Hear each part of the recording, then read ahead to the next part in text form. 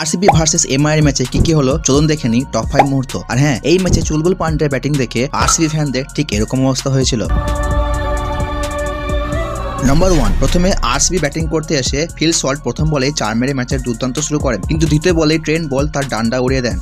বিরাট কোহলি নেমেই তাণ্ডব শুরু করেন। বুমরান প্রথম বলেই বিরাট ছক্কা হাঁকিয়ে 42 বলে 67 রানের একটা দুর্দান্ত ইনিংস খেলে যান। পরে ক্যাপ্টেন রজত পাতিদার 32 বলে 64 রান এবং জিতেশ শর্মা 40 রান করে 20 ওভারে টিমকে 222 রানের টার্গেট দেয়। নম্বর 3, পরে মুম্বাই ব্যাটিং করতে এলে মাত্র 4 ওভারের মধ্যেই দুজন ওপেনার আউট হয়ে যায়। এছাড়া উইল জ্যাক্স এবং সূর্যকুমার যাদবও ফ্লপ হয়ে যায়। নাম্বার 4 কি আছে সেটা জানার জন্য আপনি যদি এই ছবিটাকে পছন্দ করেন তাহলে অবশ্যই লাইক করবেন। নাম্বার 4, এন্ট্রি নেন আমাদের চুলবুল পান্ডে, যিনি মাঠে নেমে 4 ছক্কার ঝড় তোলেন। শুরুর দিকে 10-12 বলে 450 স্ট্রাইকারে ব্যাটিং করে ম্যাচকে তিনি নিজের পকেটে পুরে নেন, যেখানে 5 বলে মাত্র 19 রান দরকার ছিল। নাম্বার 5, তারপর 18 ওভারে ভুবনেশ্বর কুমার হার্দিক পান্ডিয়াকে এবং হেজেলউড 19 ওভারে তিলক বর্মাকে আউট করে প্যাভিলিয়নে ফেরত পাঠান এবং আরসিবি 12 রানে এই ম্যাচ জয়লাভ করে।